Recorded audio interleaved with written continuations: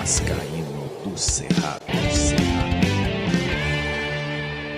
Fala galera vascaína, eu sou o Thiago Fontes, falo direto de Brasília, Distrito Federal, trazendo mais um vídeo para o canal. Vamos trocar uma ideia, atualizações sobre tudo que está acontecendo no Vasco. Antes vou pedir uma moral, deixa o joinha, deixa o like, se inscreve no canal, que é importante para ele continuar sendo indicado no YouTube. Um vídeo muito especial que conta com a participação do nosso capitão Mauro Galvão. Daqui a pouco o Galvão vai vir aqui para trazer uma opinião sobre o que está acontecendo com a defesa do Vasco. Antes, eu vou só trazer algumas informações. A primeira do jornalista Leonardo Baran, que o volante Souza está rescindindo o contrato com o Başakşehir da Turquia e deve aceitar, ou deve acertar com o Vasco o seu retorno, né? Vai jogar no Vasco da Gama.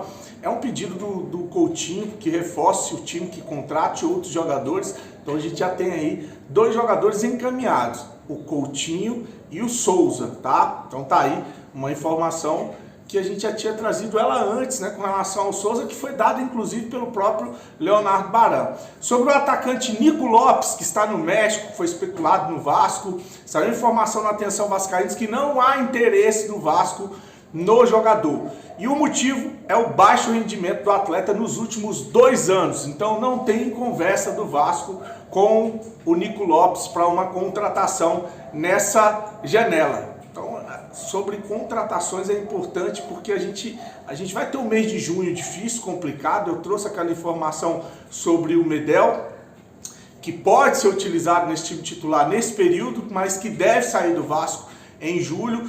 Uma coisa sobre o Felipe Coutinho que eu acabei não falando. O salário do Felipe Coutinho, cerca de R$1,5 milhão um contrato de 3 anos. Seria aí a possibilidade de fechar aí com o Coutinho. Só está esperando o destravamento lá do Aston Villa, que é a rescisão de contrato dele com o Aston Villa.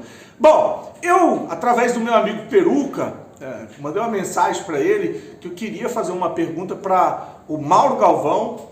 Ele é muito próximo do Mauro Galvão. E aí eu mandei um áudio fazendo uma pergunta sobre o momento da defesa do Vasco, o que o Mauro Galvão achava, qual era o diagnóstico que ele tinha do que está acontecendo, né? Porque o Vasco tem a pior defesa do Campeonato Brasileiro, com 17 gols tomados, uma goleada histórica para o Urubu, tomou uma goleada do Criciúma jogando em São Januário. E aí eu vou trazer o áudio onde ele explica, ele traz 3 tópicos, mas ele abrange, fala muito mais sobre o momento da defesa do Vasco. Uma das coisas ele fala que é a troca de técnico. Ele acha que foi um erro ter colocado o técnico português para encarar o Flamengo, teria que ter usado o técnico interino, o cara que chegou e não conhecia absolutamente nada do adversário ou nada do que ele ia encarar. A segunda colocação é as constantes mudanças no desenho tático do Vasco. Uma hora joga com 2 zagueiros, outra hora joga com 3 zagueiros, não tem uma definição de qual modelo de jogo desse time do Vasco. E a terceira, a falta de um primeiro volante ali para ser titular, e a situação envolvendo a lateral direita, que na opinião do Mauro Galvão, o Vasco, enquanto não contratar um lateral, tem que usar o que tem, que é o Paulo Henrique, que ele fala que não tem que ficar improvisando, tem que usar o que a gente tem, que é o Paulo Henrique. Então eu vou deixar aí o Mauro Galvão, agradecendo mais uma vez ao Peruca Vascaíno, Homem Peruca, e a participação especial do Mauro Galvão. Bom, eu acho que não é uma situação muito simples, né, de responder essas perguntas, né, sobre o Vasco, né. Eu vejo assim como uma coisa que é muito negativa, essas mudanças, né, a todo momento, joga com 3 zagueiros, joga com 2 zagueiros, enfim, linha de 4, né, e principalmente a questão de não ter assim uma tranquilidade para dar sequência para o trabalho. Aí você muda uma hora, daqui a pouquinho muda outra hora, já trocou o treinador saiu, né, o Ramon Dias, e aí ficou o interino. Eu acho que o interino deveria ter continuado, não é? Um treinador que chega, como chegou o treinador português, como é que ele vai participar de um jogo tão difícil, né, quanto era o clássico, no momento onde o Vasco estava fazendo essa transição. Então, não adianta você ter o treinador que é o auxiliar para entrar como interino, se você não usa. Então, você acaba realmente expondo, né? Eu acho que o treinador que chegou, ele já entrou numa situação muito desagradável, não é bom, né? Isso aí, eu acho que para nenhum treinador, acho que gostaria de ter uma derrota como essa. Então eu acho que o problema do Vasco é continuidade. Você não tem a sequência nem como um treinador para poder fazer essa gestão e nem a parte do campo, onde você acaba tendo que trocar os jogadores, o treinador que chega pensa de outra forma e às vezes nem sabe como é que é a característica do jogador. Então é bem complicado, né? É uma situação que não é simples de resolver. Eu acho que o Vasco vai ter que ter um rumo, né?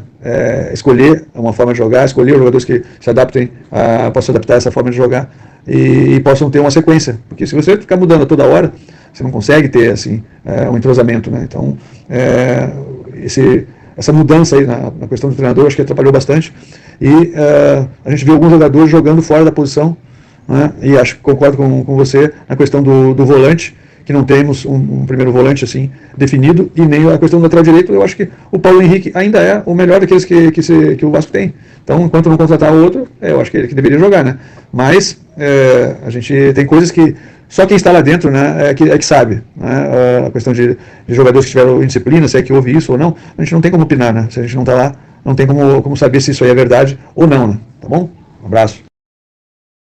Bom, vamos seguir aqui, agora eu vou falar do Jorge Salgado, cara. Ele reapareceu, né? Tem aquela convocação extraordinária lá, aquela reunião que vai acontecer na segunda-feira, onde vão começar a montar as comissões para investigar, estudar tudo que fizeram nessa venda para 777, né? E o Salgado se antecipou aí, fazendo uma publicação extensa, uma carta com perguntas e respostas a respeito do que aconteceu na gestão dele com relação a essa venda para 777. Ele fala aqui das mais de 60 empresas que apareceram para o negócio. A 777 foi a única que aceitou as condições do Vasco. Quais seriam essas condições? Não vender São Januário. Ele disse que as empresas, as investidoras não entendiam por que São Januário não estava no pacote, né? O aporte emergencial, 70 milhões antes de ser fechado, de passar dentro dos conselhos a venda do Vasco, a permanência do associativo com 30% das ações da SAF do Vasco. Esses são os pré-requisitos que, segundo o Salgado, só a 777 aceitou. Lógico que a 777 aceitou tudo, ela não tinha dinheiro, né? Ela é uma fraude, tudo que você colocasse ali, ela ia dizer ok. Bom, aí uma das perguntas que ele faz e responde vender o Vasco para se vender? Além do empréstimo que ele fez na gestão do Roberto Dinamite, ele fez um outro empréstimo de 26 milhões assim que assumiu o controle a gestão, né, no triênio que ele foi presidente do Vasco da Gama. E ele disse que não recebeu, que recebeu 23% só do valor que ele tem para receber e que já era para ter sido quitado. Então, segundo ele, não vendeu o Vasco para receber, tá? E sobre a liminar o Pedrinho, né, usou para poder tirar o controle da 777, ele acha que isso foi uma falácia, que não existe esse negócio de um credor. Vou tentar resumir porque é muito grande, tá? O credor penhorar ações do Vasco, que essa situação ela não é assim, que o Vasco tinha mecanismo para poder ter de volta as ações caso a 777 não colocasse o aporte, e que se algum credor quisesse penhorar alguma coisa relacionada ao Vasco, seria só os 31% da 777, mas mesmo assim o credor ele ia pegar os 31%, mas ele ia ter que assumir os aportes, ele ia ter que colocar o dinheiro no Vasco. Então não existia isso, existia um mecanismo que protegia, que blindava o Vasco nessa situação. É uma opinião do Jorge Salgado, eu estou falando do que ele publicou, tá? E para acabar, ele fala para o Pedrinho, para a gestão Pedrinho, abrir o contrato. Que ele fala que, para acabar de vez com narrativas maldosas, ele pede ali para o Pedrinho publicar o contrato. Abre aspas, a decisão liminar suspendeu os efeitos do contrato. Não tem mais obrigação de confidencialidade, porque o Clube de Regatas Vasco da Gama não publica o contrato. Tá aqui, ó. Ele fala que pode causar insegurança em um novo investidor, que podia ser esse o motivo, né? Que o Pedrinho está querendo revender o Vasco, dá a entender isso, né? Que é a informação que eu tinha lá atrás, que o Pedrinho queria revender o Vasco, Porém, se ele se entender que não vai atrapalhar um eventual investidor, fica o apelo do Salgado: publiquem o contrato. Tá aí o Salgado desafiando o Pedrinho e a gestão aí da Sempre Vasco. O Edmundo vivia bradando lá no canal dele que tinha que abrir esse contrato, tinha que mostrar pro vascaíno tudo que tem de sacanagem dentro desse contrato. Agora vem o Salgado e dá um cala-boca no Pedrinho e no Edmundo. Quero só ver qual vai ser a resposta. Ele falou: não tem mais nada que segure ou que prenda o contrato. Abre o contrato pra gente ver, para os vascaínos ver o que tem dentro desse contrato. Então tá aí o Salgado reaparecendo para falar sobre a venda do Vasco. O Osório ninguém viu, o Duque Estrada também não, mas o Salgado colocou a cara. Curte, se inscreve no canal, desejar para você aí uma noite de sábado abençoada. Fique com Deus e saudações vascaínas.